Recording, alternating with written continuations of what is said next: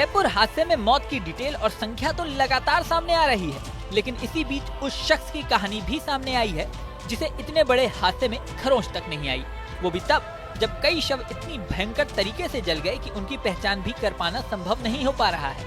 इस हादसे में 40 से ज्यादा लोग घायल हैं, जिसमें कई तो 30 से 50% तक जल गए हैं। वेस्ट जयपुर के डीसीपी अमित कुमार ने शनिवार सुबह बताया कि मृतकों का आंकड़ा 14 तक पहुंच चुका है।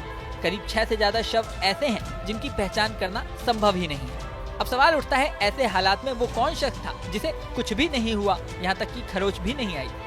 दरअसल इसके लिए हादसे की पूरी टाइमलाइन को समझना होगा। ये हादसा जयपुर में शुक्रवार सुबह 6 बजे जयपुर अजमेर हाईवे पर भांकरोटा इलाके में हुआ। यहाँ एलपीजी गैस भरकर एक टैंकर हाईवे पर चल रहा था। उस टैंकर ने यू टर्न लिया।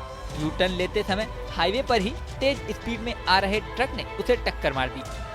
इस टैंकर में आग लग गई। गैस की वजह से टैंकर सहित आसपास के करीब 35 से 40 वाहन भी जल गए। टैंकर के पीछे ही टूरिस्ट बस भी चल रही थी। इस बस में ही वो शख्स था जो जिंदा बच गया।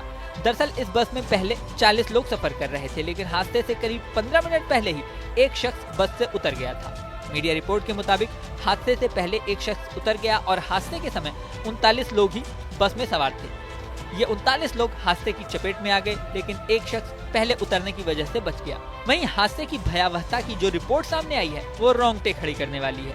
रिपोर्ट्स के मुताबिक हवा में उड़ रहे पक्षी भी जिंदा नहीं बचे और आग की चपेट में आकर जल गए।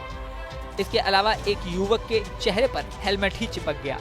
गैस के रिसाव की वजह से हवा में 200 फीट ऊपर से भी ज्यादा ऊंची आग की लपटें उठ रही थीं। हादसे के बाद मौके का ड्रोन विजुअल भी सामने आया है, जिसमें दूर दूर तक राख और छत विक्षत लोग दिखाई दे रहे हैं। घटना पर राष्ट्रपति, प्रधानमंत्री, केंद्रीय गृह मंत्री, राज्यपाल और मुख्यमंत्री भजनलाल ने गहरा दुख व्यक्त किया है।